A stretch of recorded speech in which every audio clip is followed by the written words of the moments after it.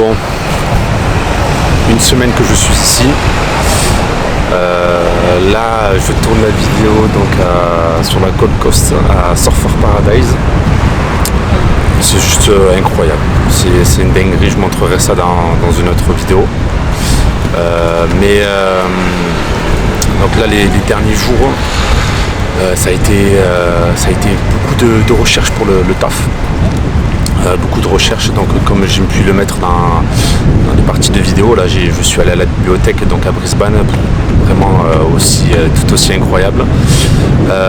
Donc je suis allé à la bibliothèque, j'ai pu donc faire quelques démarches, donc déjà pour finir mon CV en anglais mais plus version australien parce que donc il y a des termes un petit peu spécifiques d'ici que j'ai dû adapter sur mon CV, donc ça je l'ai bien travaillé, sachant qu'en plus dans le CV il faut quand même bien développer donc certaines parties de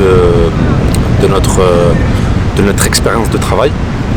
Donc pour ça j'ai utilisé, on va dire, ChatGPT pour améliorer donc ces portions là. Donc j'ai travaillé pendant pas mal de temps, c'était des recherches et aussi donc pas mal de recherches principalement.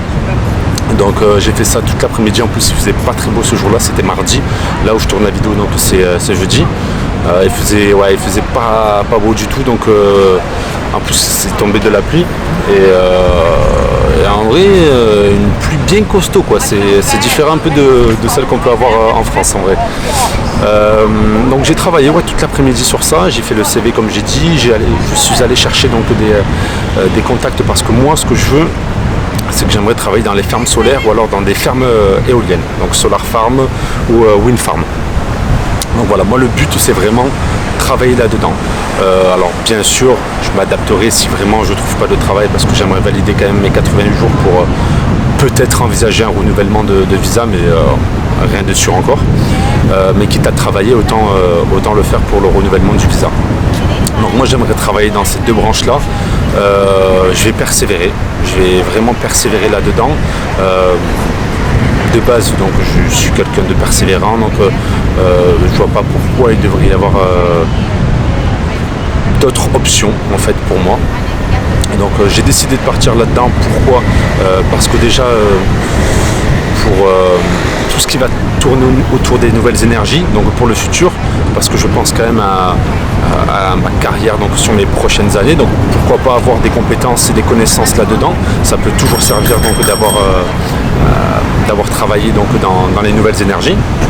Et je sais que l'Australie investit beaucoup là-dedans donc pour pouvoir développer tout ce qui est au niveau de développement durable énergie, donc des nouvelles énergies. Je sais qu'ils veulent donc pour 2030, il me semble, avoir 50, je ne sais plus si j'avais vu 50 ou 80% donc vraiment d'énergie renouvelable au sein de leur pays. Donc voilà, vraiment il y a une forte demande de main d'œuvre de la part du gouvernement australien pour pouvoir développer donc ces projets. Et moi voilà, j'ai décidé de m'orienter là-dedans, et d'autant plus que le salaire, voilà, c'est plutôt bien payé. On peut démarrer donc à 35 voire 40 $ de l'heure sur ce que j'ai pu voir sur certains groupes, et également donc sur des annonces d'emploi. Donc on va essayer de trouver ce genre de taf. Donc j'ai pu faire mes recherches sur tout ce qui est au niveau des fermes solaires. Alors j'en ai trouvé pas mal, donc des projets qui se sont finis, donc j'ai essayé de reprendre contact avec ces personnes-là, donc avec ces projets qui ont été finis, pour peut-être m'orienter donc vers d'autres personnes qui peuvent m'avoir des contacts sur les nouveaux projets qui sont en train de se faire. Des nouveaux projets arrivent donc déjà courant février, mais également donc début mars. Là c'est vrai qu'on est plus sur une période de grandes vacances ici en Australie, donc c'est pour ça qu'il n'y avait pas réellement d'offres auparavant. Et sachant que j'attendais donc d'être sur le territoire pour pouvoir postuler, parce qu'il est beaucoup plus simple d'être contacté déjà par le fait d'avoir un numéro australien, c'est beaucoup plus pratique. Donc ouais, j'ai démarché pas mal d'entreprises. Mais voilà, pour le moment, il n'y a pas eu réellement de contact, donc j'ai envoyé des mails, on va voir ce que ça donne. Mais comme j'ai dit, voilà, je vais persévérer là-dedans, c'est vraiment ce que je veux. Je vais tout faire pour y être, j'ai pas le choix. Sachant qu'en plus, donc, comme je l'ai dit, ça fait une semaine maintenant que je suis là. J'ai réservé à mon auberge de jeunesse pour 15 jours. Je voulais pas réserver plus parce que j'avais envie de me mettre un petit peu de pression en me disant que voilà, il faut que je trouve un taf, parce que je vais pas, on va dire, me la couler douce un petit peu, parce que c'est vrai que j'en ai vu pas mal dans l'auberge de jeunesse qui ils arrivent un petit peu déjà sur le territoire en mode je vais prendre quelques jours, un petit peu pour découvrir, faire des voyages, enfin visiter un petit peu les alentours. Moi je sais que je peux le faire un petit peu parce que je suis toujours en attente donc des demandes que j'ai pu faire d'emploi. Mais voilà, je suis pas non plus en me disant vas-y, je ferai après donc tout ce qui est au niveau de l'ouverture de mon compte bancaire, tout ce qui est au niveau de mon TFN, de mon CV, de passer la wildcard. J'en reparlerai juste après de la wildcard. Voilà, moi vraiment j'ai un objectif ici, c'est de venir pour pouvoir travailler, mettre un peu d'argent de côté tout en apprenant l'anglais, parce que ça c'est l'objectif ultime donc pour cette année 2023. Voilà, donc c'est super intéressant de vouloir voyager, mais voilà, c'est pas du tout dans mes priorités pour le moment. Donc je me mets à fond là-dedans. Voilà, première semaine, donc je trouve que j'ai bien avancé. Hier, donc concernant la wildcard, j'ai pu la passer. Donc j'ai filmé un petit passage où je suis donc devant les locaux. Wildcard, donc pour ceux qui ne connaissent pas, c'est tout simplement une accréditation pour pouvoir travailler dans la construction ici en Australie. Donc c'est obligatoire, donc tu peux pas esquiver quoi.